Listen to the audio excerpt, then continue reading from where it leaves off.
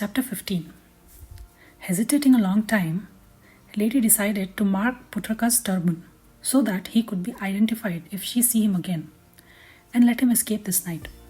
So she went back in her room, fetched a tiny brooch and hid it in the folds of his turban, after which she went back to the door to listen. It was nearly morning when Putraka woke up, very much surprised at finding himself lying on the couch, for he did not remember falling asleep on it.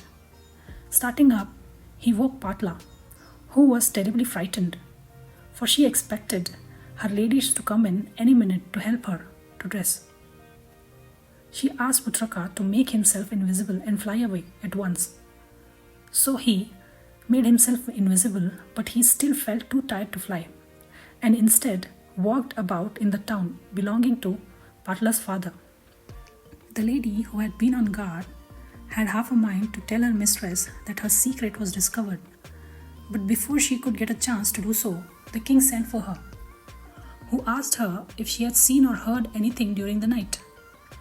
She tried very hard not to betray Patla, but she hesitated so much in her answers that the king guessed that there is something that she is trying to hide, and told her if she did not reveal the whole truth, he would have her head shaved and send her in prison.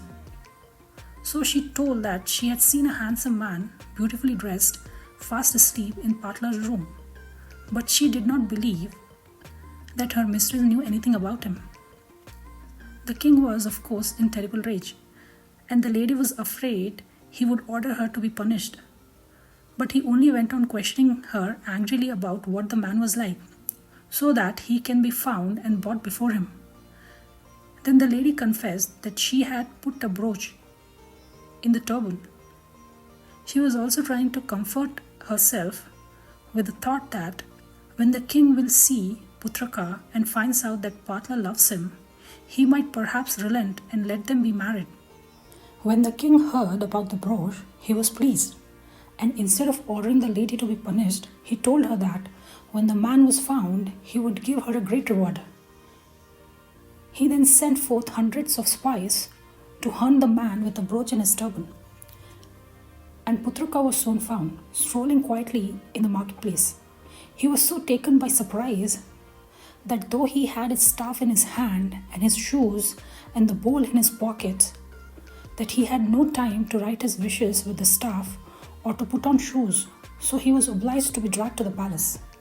He did all he could to persuade those who had found him to let him go, telling them he was a king and would reward them well.